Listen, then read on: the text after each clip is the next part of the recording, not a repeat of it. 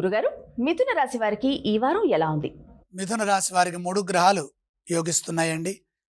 దశమంలో రవి, లాభంలో చంద్రుడు, తృతీయంలో కేతువు. ఉద్యోగ ఫలితాలు చాలా అనుకూలంగా ఉన్నాయి. ఆత్మవిశ్వాసంతో సకాలంలో పనులు మొదలుపెట్టండి. మంచి ఫలితాలు సిద్ధిస్తాయి.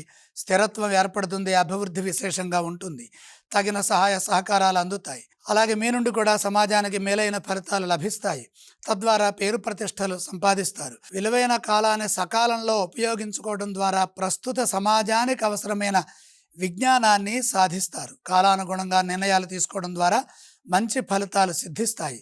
దృఢ సంకల్పంతో ఇదే విధంగా కృషి కొనసాగిస్తే వ్యాపారంలో ఆటంకాలు తొలగి శుభ ఫలితాలు సాధించడానికి మార్గం సుగమమవుతుంది. నమ్మకంగా పనిచేయండి. ముందస్తు ప్రణాళికలతో సమయోచిత నిర్ణయాలు తీసుకుంటే మంచి జరుగుతుంది. ప్రధానమైన కార్యక్రమాల్లో మీరు మాట్లాడేటప్పుడు, సంభాషించేటప్పుడు స్పష్టత అవసరం.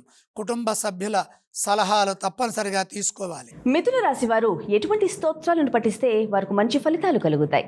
మిథున రాశి వారు తప్పనిసరిగా సుబ్రహ్మణ్యేశ్వర స్వామి వారిని స్మరించాలి. మిథున రాశి వారు ఏ ఆలయాన్ని సందర్శించాలి? సుబ్రహ్మణ్య దర్శనం మేలు చేస్తుంది. వారు ఎటువంటి దానాలు చేయాలి గురుగారు? కందులు కొద్దిగా సుబ్రహ్మణ్యేశ్వర స్వామికి ఇష్టమైన కుజగ్రహం దగ్గర పెట్టి నమస్కరించండి.